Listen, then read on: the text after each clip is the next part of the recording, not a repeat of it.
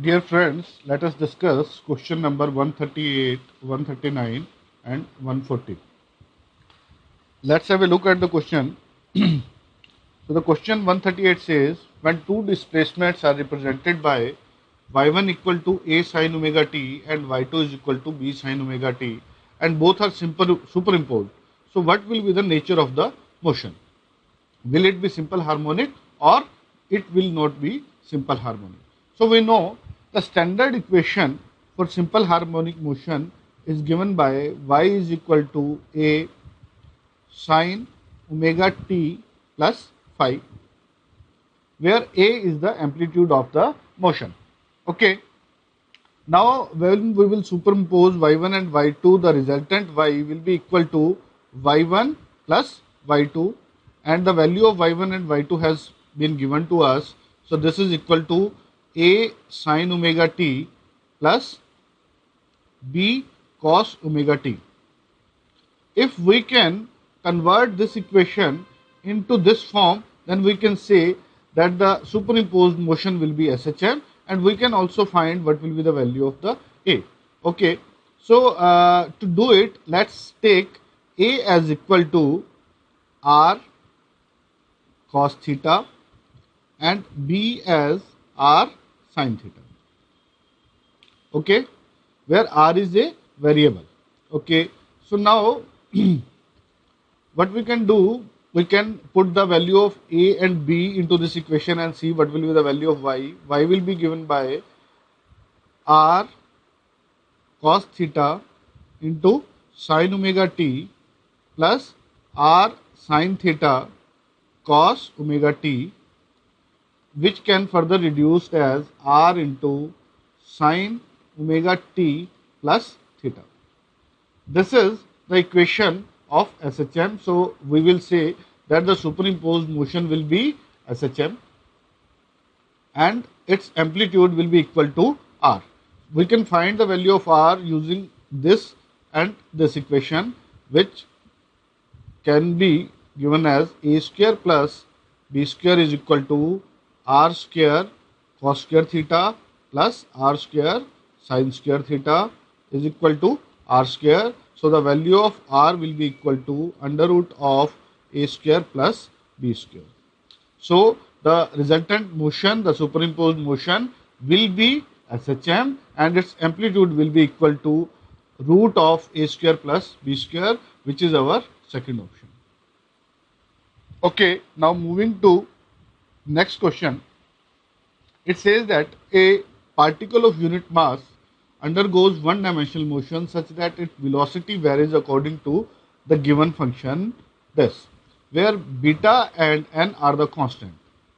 X is the position of the particle. Now we have to find what will be the acceleration. Okay, so we know acceleration can be given as d square x divided by dt square, or we can say dv divided by dt, or we can say dv divided by dx into dx divided by dt, which is equal to v into dv divided by dx. Now the equation, the function given to us is velocity v in terms of x. So we can easily calculate dv by dx, and then we know the value of velocity. So using this expression we can find the value of A. Okay, so let's find what will be the value of dv by dx. So v is given to us as beta into x raised to power minus 2n. Differentiating both sides with respect to x, we will get dv divided by dx is equal to minus 2n beta into x raised to power minus 2n minus 1. Now the acceleration is v into dv divided by dx. We have already calculated the value of dv by dx, and value of v has been given to us. So multiplying this equation with value of b, we will get minus 2n into beta square, and power of x will add up, which will result into x raised to power minus 4n minus 1. And this is our option number A, or 1. So our correct option will be 1. Okay. Now moving to next question. The radius of aluminum nucleus is given as RAL. Then we have to find what will be the radius of tellurium, which is given as 12553. We know that radius of a nucleus can be empirically given by R is equal to R naught into A raised to power 1 by 3, where R naught is a constant which is around 1.2 to 1.5 Fermi. Okay, and R is the radius of the nucleus which we are trying to find, and A is the atomic mass number. R is the radius. Okay, so RAL has been given to us. RAL is equal to R naught into A raised to power 1 by 3, where A is our mass number, that is 27. So R naught into 27 raised to power 1 by 3, which will be equal to 3 R naught. Now the radius of tellurium, we can find TE is equal to R naught into A tellurium raised to power 1 by 3, which will be equal to R naught into 125 raised to power 1 by 3, which will be equal to 5 R naught.